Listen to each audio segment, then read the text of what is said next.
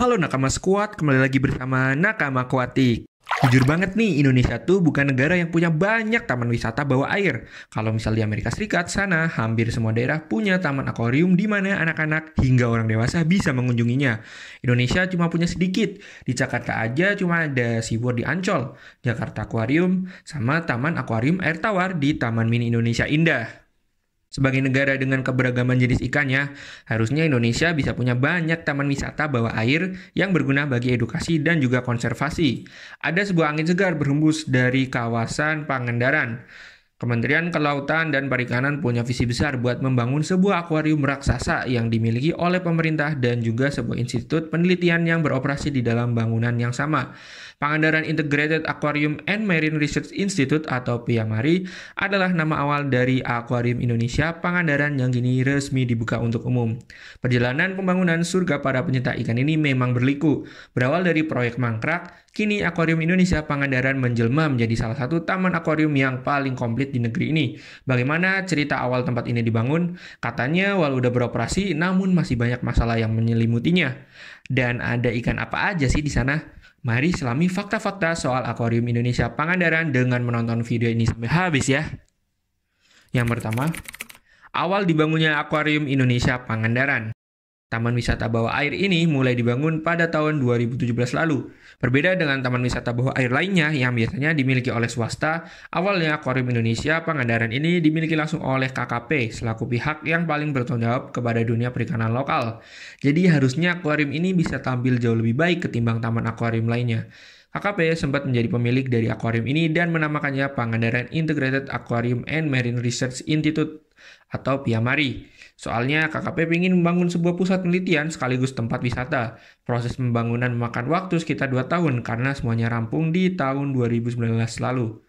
Pembangunan tempat ini memakan dana sekitar 93 miliar dan semuanya memakai dana APBN. Sebenarnya ada banyak hambatan yang awalnya mengalami pembukaan taman wisata bawah laut ini. Dari sebuah berita yang dirilis oleh detik.com pada tahun 2022 lalu, tempat ini dikabarkan menjadi situs yang terbengkalai. Sebelum dibuka untuk umum, tempat ini udah sering digeruduk warga yang mau berkunjung. Namun pihak PIAMARI atau nama sebelum akhirnya diganti, terus melarang warga buat masuk karena tempat ini memang belum resmi dibuka. Entah apa alasannya, namun disinyalir menurut artikel tersebut banyak perizinan yang belum bisa membuat tempat tersebut dikunjungi oleh khalayak umum. Tempat menjadi sebuah proyek mangkrak, namun akhirnya tempat ini resmi dibuka untuk umum pada bulan Desember 2022 lalu. Proses kepemilikan juga dialihkan dari awalnya milik KKP, terus sekarang resmi dipegang dan dikelola oleh PT Tridakna Banyu Lestari.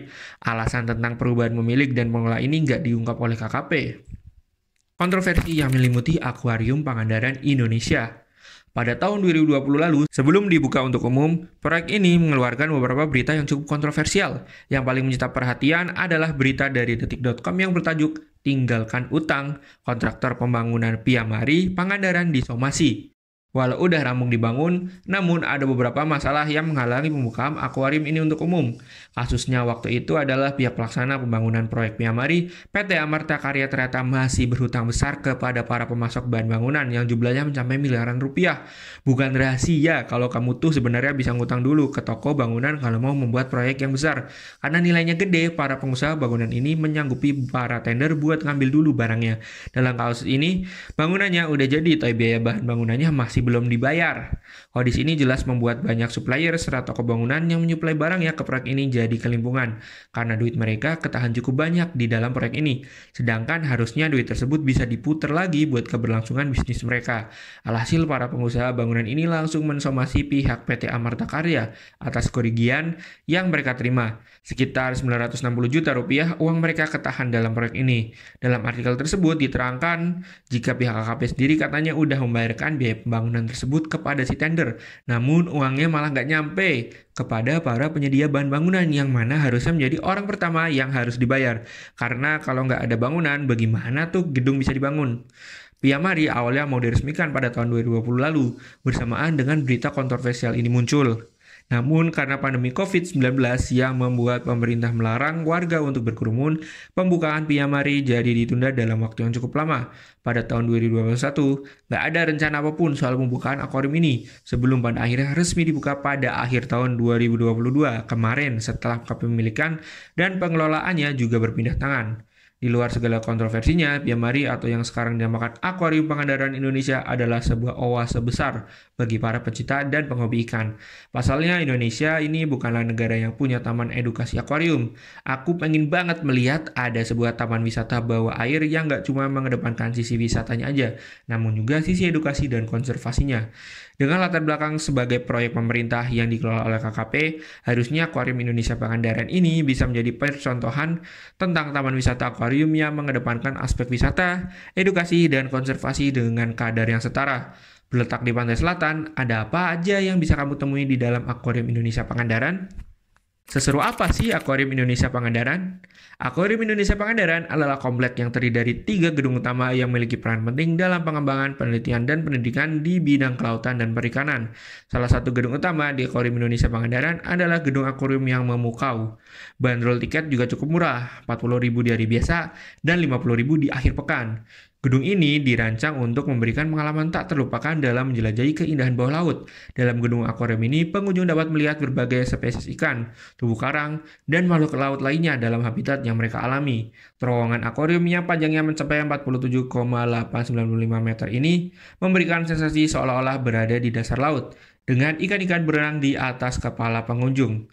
Mayoritas jenis ikan yang hadir di tempat wisata ini adalah ikan-ikan air laut. Gak banyak jenis ikan air tawar yang ada di sana. Mungkin karena berada di pinggir laut, jadi fokus jenis ikan yang diangkat ya di sana ya ikan-ikan air laut. Akuarium berisi ikan air tawar hanya hadir di awal tempat masuk, di mana ada akuarium mobil yang berisi ikan cichlid, juga aquascape yang berisi ikan rainbow fish dan juga neon tetra. Setelah melewati akuarium mobil, para pengunjung diperlihatkan sebuah akuarium tangki yang berukuran sangat besar. Bentuknya agak mirip sama akuarium di tangki Jerman yang waktu itu pernah diberitakan meledak. Selain akuarium jumbo, tempat ini juga punya ruangan khusus yang berisi artefak atau barang-barang penemuan dari dalam laut. Semua barang berupa botol dan lain-lain ini tersimpan dan terdisplay sangat rapi di dalam akuarium kaca.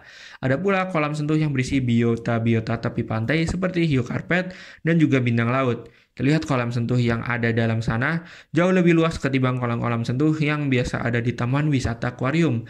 Ada 2 akuarium besar, yang satu berisi ikan-ikan laut seperti hiu sirip hitam, giant trevally, dan lain-lain. Warna akuariumnya cenderung kebiruan. Akuarium ini adalah atraksi utama, karena pada waktu tertentu ada feeding time di mana petugas akuarium bakal menyelam barang ikan-ikan tersebut untuk memberi makan. Di sebelahnya ada pula akuarium besar yang kayaknya berisi ikan-ikan backfish atau jenis ikan yang hidup di tepian pantai. Akuarium ini berwarna agak kehijauan, yang mana mencerminkan banget kehidupan alam di pinggir pantai yang biasanya lebih terkena sinar matahari dengan warna air yang agak kehijauan. Sisi natural tersebut bisa diperlihatkan dengan sangat baik di dalam akuarium tersebut. Akuarium Indonesia Pangandaran bisa banget menjadi pilihan wisata buat kamu yang suka banget ikan. Pendekatan mereka yang lebih saintifik dan berkutat kepada edukasi serta konservasi menjadi salah satu daya tarik utama. Selain itu, lokasi yang berdekatan dengan pantai Pangandaran juga jadi daya tarik lainnya.